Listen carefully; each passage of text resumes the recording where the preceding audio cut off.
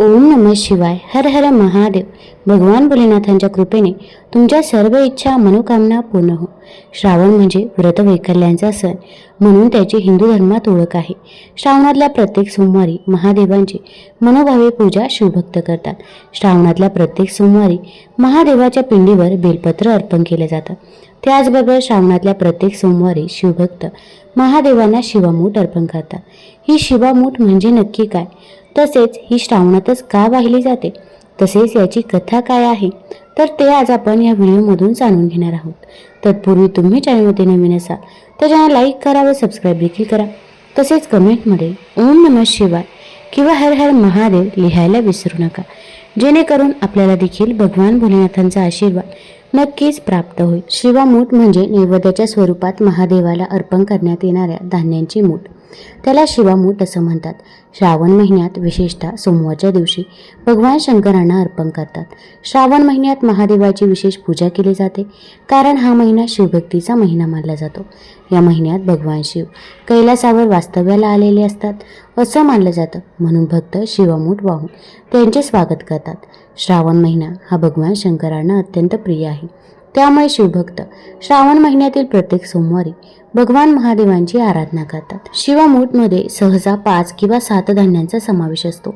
हे धान्य पंचतत्वाचं प्रतीक मानलं जातं. पृथ्वी, जल, तेज, वायू आणि आकाश ही तत्वे संतुलित राहावी, तसेच संपूर्ण सृष्टीचे पालनहार हे ब्रह्मा, विष्णू आणि महादेव आहेत.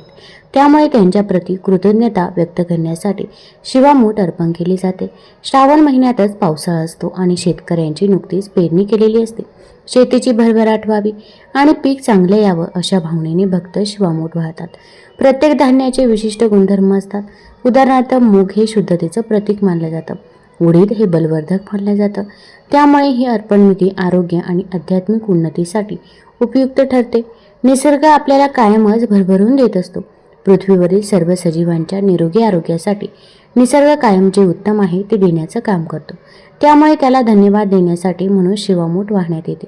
निसर्गाप्रती कृतज्ञ असणं असा त्याचा अर्थ होतो. शिवामूठ म्हणजे अहंकाराचा त्याग, समर्पण, कृतज्ञता आणि शुद्ध भावनेने परमेश्वराला केलेलं समर्पण आहे असं अध्यात्म सांगतं. हिंदू धर्मानुसार श्रावणात पृथ्वीवर महादेवांचं वास्तव्य असतं, त्यामुळे महादेवांना शिवामूठ अर्पण करणं अधिक प्रभावी ठरतं. महादेवांची आराधना केल्याने भक्तांना सकारात्मक ऊर्जा आणि आंतरिक शांतता देखील लाभते. आता या दिवशी आपण शिवामूठ कशी अर्पण करायची, तर प्रत्येक श्रावण सोमवारी शिवामूठ ही वेगवेगळी असते. आता आपण जी शिवामूठ आपल्याला घ्यायची आहे, मग तीळ असेल किंवा अगदी मूग असेल, तर ते आपण हातामध्ये घ्यायचे आहे. आता जी काही वस्तू असेल तर ती खराब नसावी, त्याला कीड लागलेली नसावी. मग तांदूळ असेल किंवा तीळ असेल किंवा मूग असेल किंवा जव असेल तर ते व्यवस्थितच असावं. आता यानंतर हातामध्ये घेतल्यानंतर आपण ते शिवलिंगावरती अर्पण करायचं आहे. थोडंसं ओलं अर्पण करायचं आहे. अर्पण करत असताना म्हणायचं आहे, शिवा शिवा महादेवा माझी शिवामूठ ईश्वरा देवा, मनातल्या सगळ्या इच्छा पूर्ण कर रे देवा. शिवा शिवा महादेवा माझी शिवामूठ ईश्वरा देवा, मनातल्या सगळ्या इच्छा पूर्ण कर रे देवा, असं देखील आपण म्हणू शकतो. यामुळे आपल्या इच्छा मनोकामना देखील पूर्ण होतात असं सांगितलं जातं. तर आपण देखील या श्रावण महिन्यामध्ये ही शिवामूठ आवर्जून अर्पण करायचीच आहे. आता ही शिवामूठ 3 वेळा अर्पण केली जाते. चला तर आता शिवामुठीची कथा काय आहे तर ते आपण जाणून घेऊया. त्यामुळे व्हिडिओ स्किप न करता शेवटपर्यंत जरूर बघा.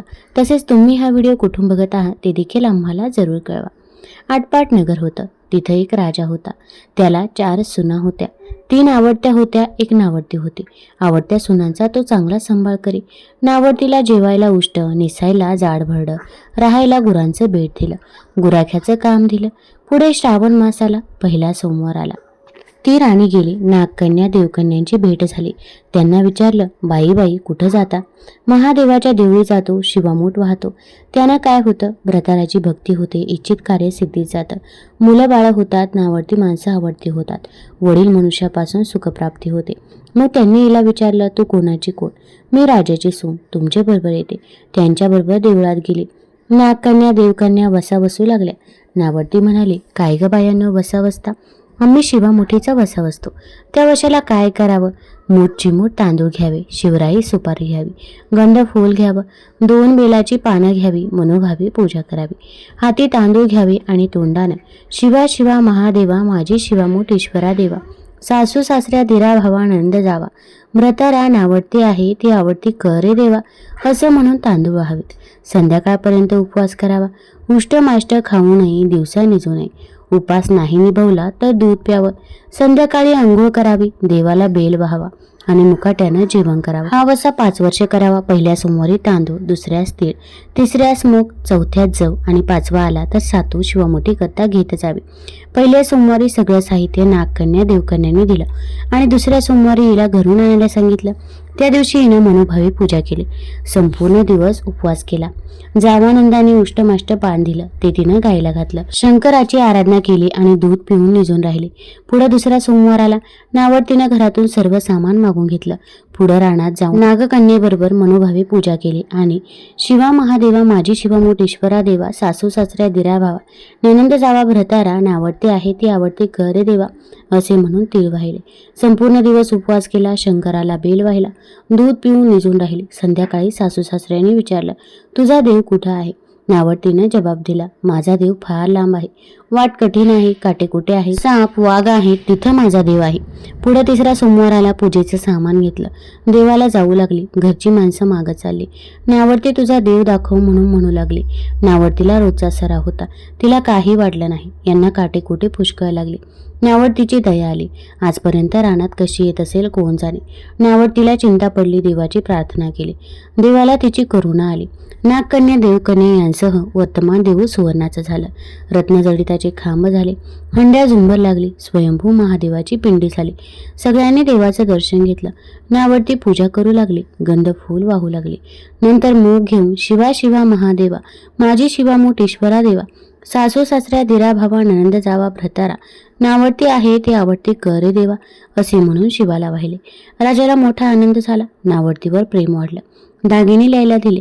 खुंटीवर पागोटं ठेवून तळ पाहायला गेला. नावडतीची पूजा झाली. पूजा झाल्यावर सगळी माणसं बाहेर आली. इकडे देऊळ अदृश्य झालं. राजा परत आला. माझं पागोटं देऊळी राहिलं. देवळाकडे आणायला गेला तो तिथं एक लहान देऊळ आहे. तिथं एक पिंडी आहे. वर आपण केलेली पूजा आहे. जवळ खुंटीवर पागोटा आहे. तेव्हा त्यानं सुनेला विचारलं, हे असं कसं झालं? माझा गरिबाचा हाच देव. मी देवाची प्रार्थना केली, त्यानं तुम्हाला दर्शन दिलं. सुनेमुळे देव भेटला म्हणून तिला पालखीत घालून घरी आणली. नावडती होती ती आवडती झाली. जसा तिला शंकर प्रसन्न झाला तसा तुम्हा आम्हा हो. ही 60 उत्तराची कहाणी 5 उत्तरी सफळ संपूर्ण हो. आता आपण श्रावणी सोमवारची कथा ही जाणून घेऊया. तत्पूर्वी एक विनंती आहे, चॅनलवरती नवीन असाल तर चॅनल लाईक करा आणि सबस्क्राईब देखील करा. तसेच तुम्ही हा व्हिडिओ कुठून बघत आहात ते देखील आम्हाला जरूर कळवा आणि कमेंटमध्ये हर हर महादेव लिहायला विसरू नका. कहाणी सोमवारची. खुलभर दुधाची. एका परमेश्वरा तुमची कहाणी. आटपाट नगर होतं. तिथे एक राजा होता. तो मोठा शिवभक्त होता. त्याच्या मनात आपल्या महादेवाचा गाभारा दुधानं भरावा, परंतु ते घडतं कसं अशी त्याला चिंता पडली. प्रधानानं युक्ती सांगितली. राजानं दौंडी पिटवली. गावातल्या सर्व माणसांनी आपल्या घरचं सगळं दूध घेऊन दर सोमवारी महादेवाच्या देवळी पूजेला यावं. सर्वांना धाक पडला. घरोघरची माणसं घाबरून गेली. कोणाला सुचेनासं झालं. त्याप्रमाणे घरात कोणी दूध ठेवलं नाही. वासरांना पाजलं नाही.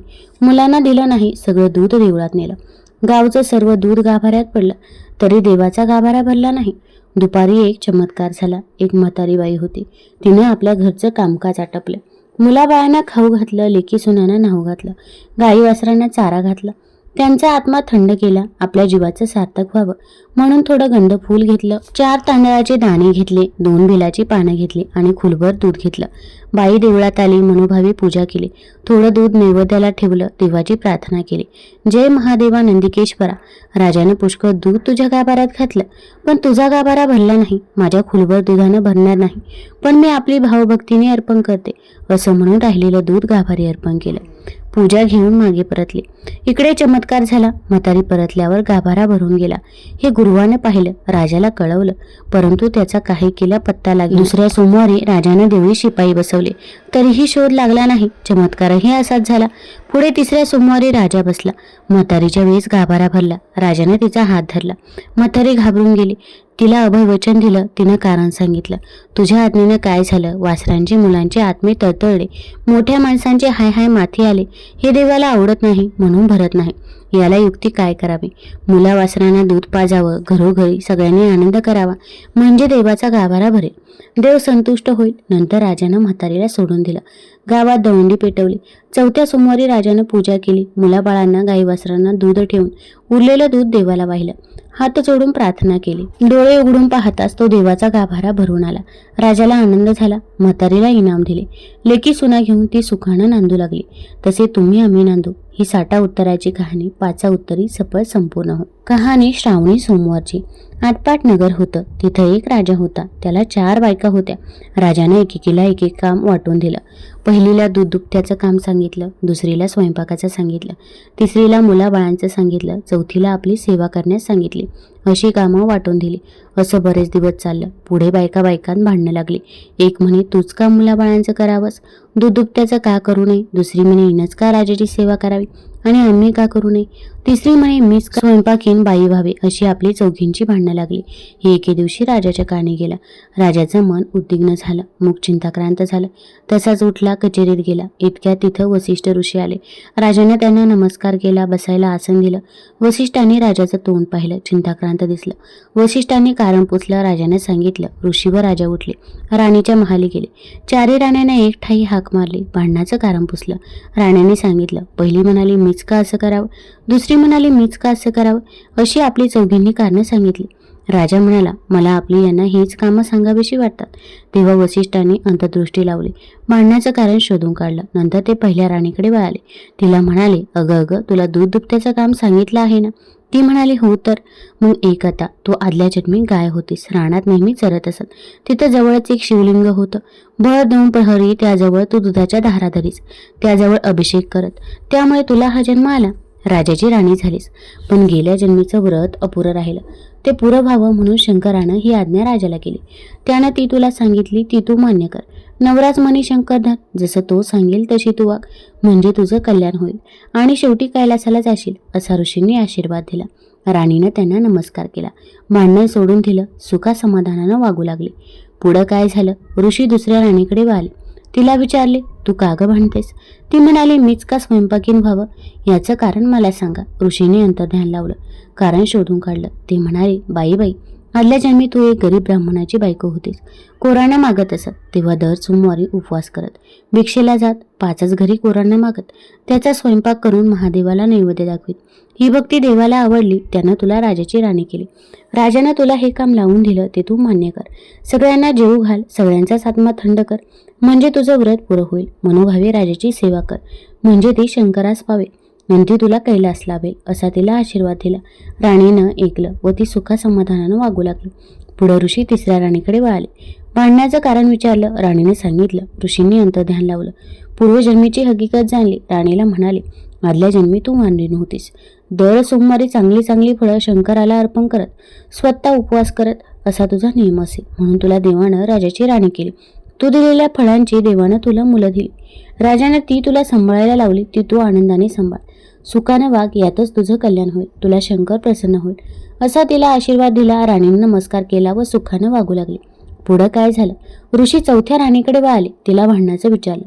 तिने सांगितलं. ऋषी म्हणाले आदल्या जन्मी तू घार होतीस, आभाळात तू उडत होतीस. त्याच्या खाली एक शिवलिंग होतं. भर 2 प्रहरी तू त्याच्यावर छाया धरीस, म्हणून तुला शंकर प्रसन्न झालं. त्याने राजाची राणी केली आणि छप्पर पलंगावर बसवली. असं त्यानं तुला सुख दिलं, तसं तू राजाला दे, म्हणजे तुझं कल्याण होईल, असा आशीर्वाद दिला.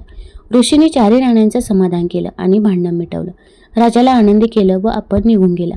पुढे सगळ्या राण्या आनंदानं वागू लागल्या. तशा तुम्ही आम्ही वागा. ही साठा उत्तराची कहाणी पाचा उत्तरी सफळ संपूर्ण हो.